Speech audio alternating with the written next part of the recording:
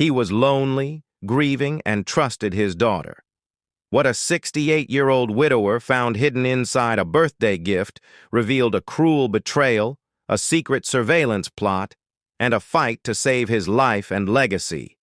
This is the story of Robert Johnson, a retired high school teacher living in suburban Ohio. Robert had just turned 68, and like most men his age, birthdays were quiet affairs. His wife, Margaret, had passed away 4 years earlier, and since then, his days had been filled with routine, solitude, and memories of the life he had shared with her. On the morning of his birthday, Robert woke up alone in his modest home in Columbus. The sunlight streamed through the half-open blinds, and the smell of fresh coffee filled the air. He moved slowly, shuffling in his old University of Ohio sweatshirt that Margaret had always teased him about, saying he looked like a retired professor. There were no messages on his phone, no calls, and no surprise plans. For someone who had spent decades teaching history, birthdays had become less about celebration and more about quietly marking the passage of time. Just as he was settling into his morning coffee, there was a knock at the door. Standing there was his daughter Emily, holding a large gift bag with a bright yellow ribbon. She smiled warmly, the kind of careful, rehearsed smile that made Robert's chest ache with familiarity. "Happy birthday, Dad," she said. "I wanted to get you something special this year." Robert accepted the bag, feeling the weight of the gift inside. He pulled out a sleek tablet, still in its box. It was the kind of high-end device that could easily cost close to $1,000. Emily explained, "Now you can video call, read your books, manage your finances, everything in one place. Mom always said you needed to get with the times." Robert's heart warmed. After all the distance, after Margaret's passing, after the years of retirement, his daughter remembered his birthday. For a fleeting moment, he was no longer in his quiet kitchen, but transported back 30 years to his backyard in Columbus. He could see young Emily, 8 years old, running toward him with a handmade card. Her smile was radiant, full of love and innocence. "I made this for you, Daddy," she had said breathlessly, and in that moment, Robert remembered everything he had once held dear. But that warmth faded when reality returned. He was back in his kitchen, 68 years old, holding a tablet he didn't know how to use. "Thank you, sweetheart," he said, hiding the confusion behind a polite smile. Emily stayed for lunch, asking about his health and routine, each question carefully measured, almost like she was reading from a script. He didn't notice anything amiss at the time. After she left, he spent the afternoon figuring out the tablet, finally managing to turn it on and create an account. The screen was large enough for his aging eyes, and for a moment he felt connected, reassured, and grateful. That night, he plugged the device in to charge, feeling a quiet sense of comfort. Emily had thought of him. Maybe they could rebuild the bond they had lost. He had no idea that what he had just placed in his home was far from a simple gift. A few days later, Robert drove to his grandson's apartment in downtown Cincinnati.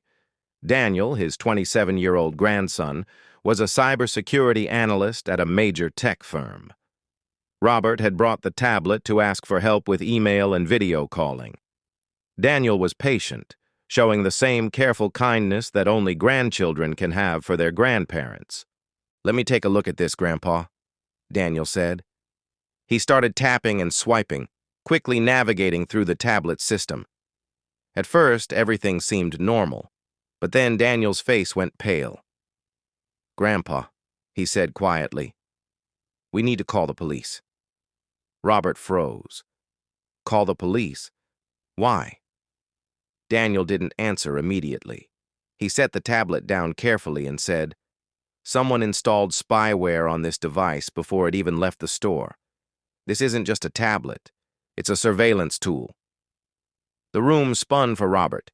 He wanted to protest, to say it must be a mistake. Emily had given him this. She wouldn't betray him.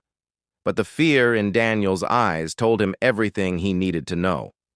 Daniel explained that the software allowed someone to monitor every website Robert visited, every email he sent, every password he typed. The camera and microphone could be activated remotely. His life could be watched without him knowing. "I can't believe it," Robert whispered, staring at the innocent-looking device. Daniel called the local police, and by the next morning, Detective Sarah Carter from the Financial Crimes Unit was reviewing the evidence. She confirmed Daniel's assessment. The tablet had been intentionally configured as a surveillance device before it ever reached Robert. Someone was watching him, learning his habits, his finances, everything. As the investigation unfolded, Robert learned that the person behind this was none other than his daughter, Emily. She had been dating a man named Victor Reynolds, who had a history of financial fraud and elder abuse in the state of Washington. They had carefully plotted a way to take control of Robert's assets, including his home and life insurance policy. Robert discovered that the life insurance policy, which had been intended to be split between Emily and his other son Michael, had been altered. Michael was removed entirely, and Emily was made the sole beneficiary. The signature had been forged. Even more disturbing, Robert found documents in his basement pre-filled with false medical assessments and guardianship petition templates, all aimed at declaring him mentally incompetent. There was a detailed timeline, handwritten notes, and instructions for each stage of the plan. It was methodical, cruel, and utterly shocking. With Detective Carter's guidance, Robert played along. He used the tablet, feeding controlled information to make Emily and Victor believe their plan was working. He pretended to be forgetful and vulnerable, all the while secretly gathering evidence. When Emily visited again, bringing legal documents and brochures for retirement communities, Robert kept his calm. He acted the part of a man who needed help, while ensuring every interaction was documented. Each visit, each conversation, was another piece of evidence against them. The investigation continued for weeks. Detective Carter and her team monitored the situation, gathering enough proof to intervene before Emily and Victor could seize Robert's assets.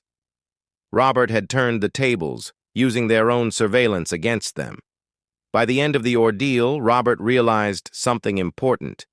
His love for his family and his trust had been exploited, but his vigilance, combined with professional guidance, had kept him safe. The birthday gift that had nearly destroyed him became the key to exposing a plot against his life. Robert's story is a chilling reminder to anyone watching. Trust is precious, but when it comes to financial and personal security, especially for elderly individuals, caution is essential. Technology can connect us, but it can also be weaponized against us in the most intimate ways. If you have elderly family members, make sure they know how to use technology safely. Keep an eye out for unusual changes in behavior from anyone close to them, and always be wary of gifts that seem too good to be true. Robert's life could have been completely taken from him, but careful thinking, vigilance, and the right support turned a nightmare into justice. Today, he lives quietly in his home in Columbus, grateful for the second chance he never expected. Remember, what looks like a simple act of kindness can sometimes hide the darkest intentions. Stay aware, protect your loved ones, and never underestimate the importance of vigilance in the digital age.